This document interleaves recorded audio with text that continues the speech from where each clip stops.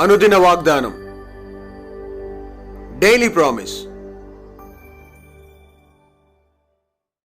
దేవుని నామానికి మహిమ కలుగును గాక. మన ప్రభువు ప్రియ రక్షకుడైన యేసుక్రీస్తు వర్షభనామంలో మీకు నా హృదయపూర్వక వందనాలు తెలియజేస్తున్నాను. ఈ దినం దేవుని వాక్కు, భూమి వణికిను బండలు బద్దలాయను. మత్తయి సువార్త 27:51.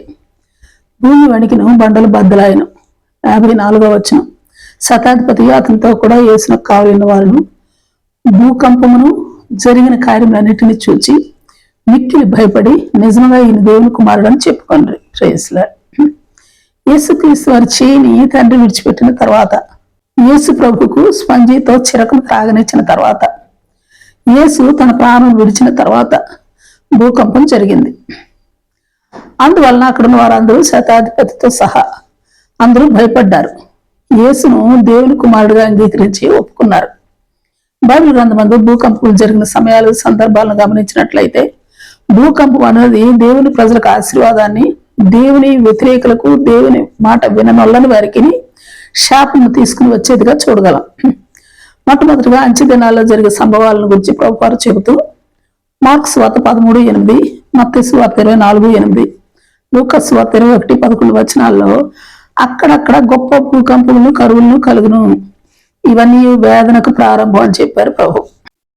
ఆమోసు గ్రంథం 1:1 వచనంలో భూకంపము కలుగుటకు 2 సంవత్సరంలో ముందు ఇశ్రాయేలును గురించి తెకోవలోని పశువుల కాపరులలో ఆమోసునకు కనబడిన దర్శన వివరము అని చెప్తూ అధ్యాయాన్ని అంతా గమనిస్తే దమస్కు, గాజా, తూరు, ఎదోము, అమ్మోనీలు, మోయాబు, యోధా, ఇశ్రాయేలీలు ఇలాగా 3-4 సార్లు చేసిన వారి దోషమును బట్టి, అంటే 3, 4 అంటే 7 సంఖ్య సంపూర్ణమైనది.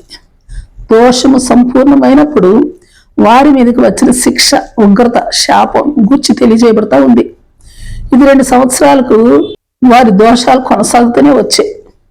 ఆమోస్ కాలంలో అప్పుడు గొప్ప భూకంపం కలిగినట్లుగా మనం చూడగలం. ఈ భూకంపం బహు ఘోరమైనది. ఆ ప్రాంతాలన్నిటినీ నాశనం చేయడానికి వచ్చినదై ఉండినది. 29:6 ఉరుముతోను భూకంపంతోను సైన్యములకు అధిపతి యెహోవాను శిక్షించును. ఇక్కడ భూకంపం దేవుడు తాను శిక్షించడానికి పంపినట్లు తెలుస్తా ఉంది. ప్రకటన 16:18-19 వచనాలు. అప్పుడు భూకంపమును కలిగిన మహాభూకంపం అని తెలియచేయబడతా ఉంది. ప్రసిద్ధమైన మహా పట్టణము 3 భాగాలు అయిపోయింది. అన్యజన పట్టణాలు కూలిపోయాయి. తన తీక్ష్ణమైన ఉగ్రతను, మధ్యపాత్రను మహాబబులోనుకు ఇవ్వాలని దాన్ని దేవుని సముఖమందు జ్ఞాపకం చేసిరి. ఇక్కడ కూడా భూకంపం అనేది తీక్ష్ణమైన ఉగ్రతను తీసుకుని వచ్చేదిగా సూచిస్తూ ఉంది. అలాగే ప్రకటన 6:12-17 వచనాలు చూస్తే 6వ ముద్ర విప్పినప్పుడు పెద్ద భూకంపం కలిగింది.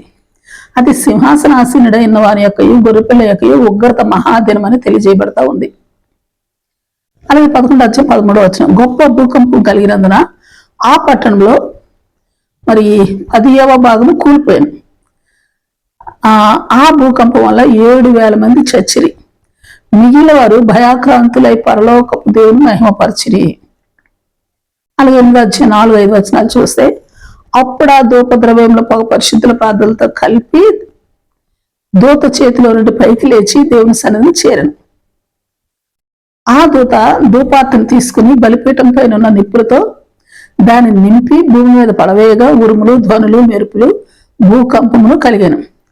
ఇక్కడ పరిశుద్ధుల ప్రార్థనలకు ప్రతిఫలముగా భూమి మీదకి భూకంపం పంపినట్లు చూస్తున్నాం. అపొస్తలుల కార్యం 16:22-26 వచనాలు చూస్తే 22-26 వచనాలు చూస్తే పౌలు, శీలలు సువార్త ప్రకటిస్తూ ఉండగా వారి వస్త్రములు లాగివేసి వారిని బెత్తములతో చాలా దెబ్బలు కొట్టి వారిని చెరసాల్లోనికి త్రోసి వారి కాళ్లకు బొండలు బిగించారు. అయితే మధ్యరాత్రి వేళ పౌలు, శీలలు దేవునికి ప్రార్థించుచు కీర్తనలు పాడుచు ఉండిరి. ఖైదీలు వినుచుండిరి. అప్పుడు అకస్మాత్తుగా మహాభూకంపము కలిగిన చెరసాల పునాదులు అదిరిను. వెంటనే తలుపులన్నీ తెరుచుకుని అందరి బంధకములు ఊడెను.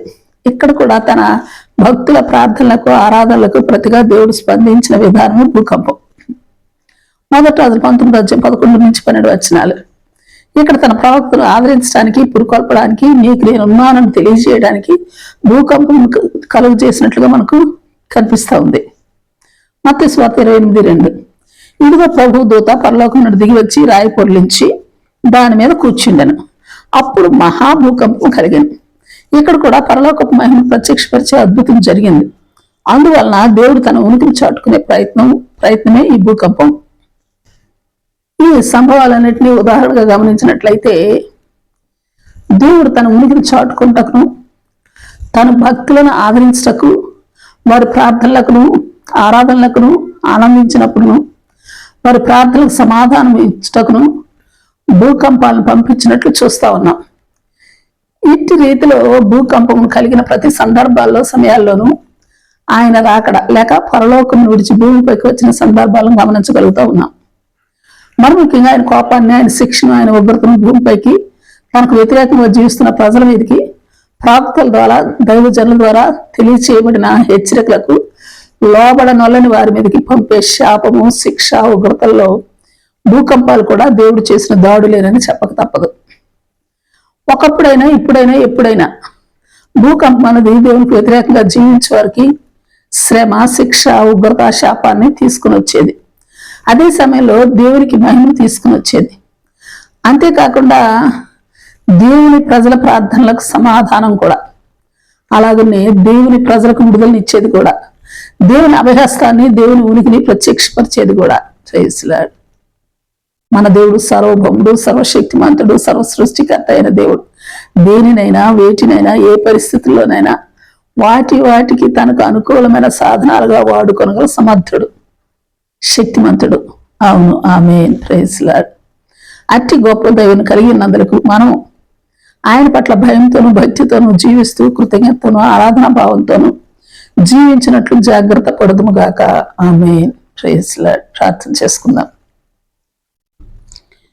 ప్రేమ నమ్మకం కలిగిన మా పరలోకపు తండ్రి, నీ పరిశుద్ధ నామమునకు స్తుతులు, స్తోత్రాలు దేవా, యెహోవా, ప్రభువా, మా రక్షక, మా విమోచక, మీ గొప్పతనమును బట్టి, మీ ఔన్నత్యమును బట్టి మీకు స్తుతులు అర్పిస్తూ, జనములను మీరు శిక్షించుటకును ఆశీర్వదించుటకును మీరు సాధనాలుగా వినియోగించే విధానాన్ని బట్టి, మీ గొప్పతనమును, మీ